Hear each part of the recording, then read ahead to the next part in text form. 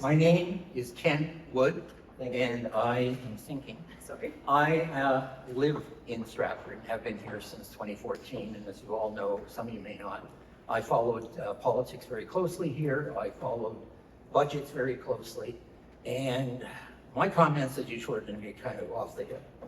Number one, who are you trying to help with this?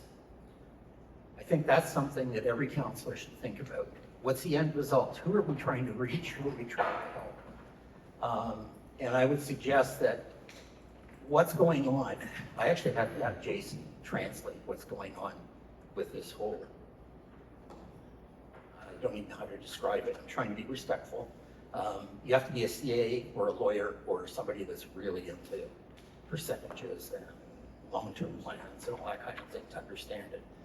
But from what I can see, your choice of attainable is the wrong choice, because the people that are most needed in this city are the people that are on low income looking for rentals. And right now, having done a lot of looking at moving and rentals in this city and all over the province, I can tell you that Stratford's kind of a closed city when it comes to rentals. There's a cabal of a number of people that basically control all the rentals in the city, which is why when you look at some of the rentals that are up, they strangely all seem to be the same amount.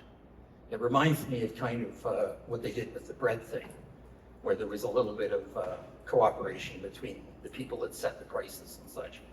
So the people that are hurting most in the city, honestly, are your low-income people. You've got a homeless tent out front that's trying to bring attention to the homeless. I know that when I first came here, and it's years ago now, I looked at all the stats from Stats Canada, and at least half to two-thirds of this city are what you would consider in poverty. What you're doing by choosing the attainable is you're basically saying, no, we're going to be a rich city. We're here for the rich. We're here for the people with the assets. This is the bar we're setting. And if you can't jump over that bar, well, I guess maybe you have to find a shelter somewhere else or move. I think you've got to get back to real human values on this, despite the fact that there's a lot of figures flying around in the air. And there's a lot of good analysis, I'm sure, that was done with good intentions, as Jason said. Don't make the wrong choices, because unless you in this city have wealth, have a big inheritance, are a member of a power network, or know people that will support you, you're going to have a tough time living here. And I think you've got to start thinking about who you were elected by. You were elected by the entire city, and you're elected to support the needs of everybody in this city, whether they're low income, high income, middle income, your friends, your neighbors, whatever. You're supposed to be neutral on this. And I would really ask you to think about, what do we want this to be? Now, I know that the problem with the attainable that was thrown in there is simply a con man trick by the provincial government that basically said, we want affordable housing for everyone. We're setting targets. We're still setting targets. It's a little late, but we're still setting targets. Well, I don't know if we're ever going to reach that target, Doug. Let's change the definition. Good move. So they're just moving the goalposts on this. You don't have to buy into what the province is doing. You don't have to buy into all of this stuff. You can make a decision that's basically for the people in the city and basically say, who are we trying to help and who's most in need? And I would suggest that it's the people who are really on low income. And statistics and studies and everything else that you do will drive you in a direction.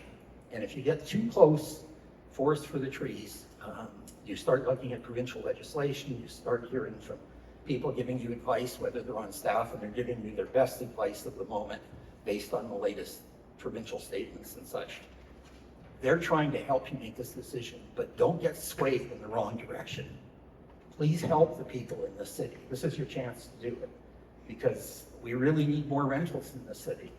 The rental availability in the city is poor. I'd also suggest, and I know maybe it's not a part of this topic, but maybe it's part of the overall plan, look at rooming houses as well. You got a problem in the city with not having enough labor. There are people that work in the city that can't afford to live here and commute. And why not look into rooming house bylaws, find ways to somehow encourage individual homeowners to open up their basements for tenancies, but support them, because we all know the landlord-tenant act is a mess. It's bad for landlords, it's bad for tenants, and it needs some level of control. Now, I'm not suggesting you form a big committee on this because you've got enough committees, but you've got to start thinking about who is the end result of what we're trying to do here today. And do it as individual human beings with values. And don't be scared into jumping into the easy solution. And I guess that's all I got to say.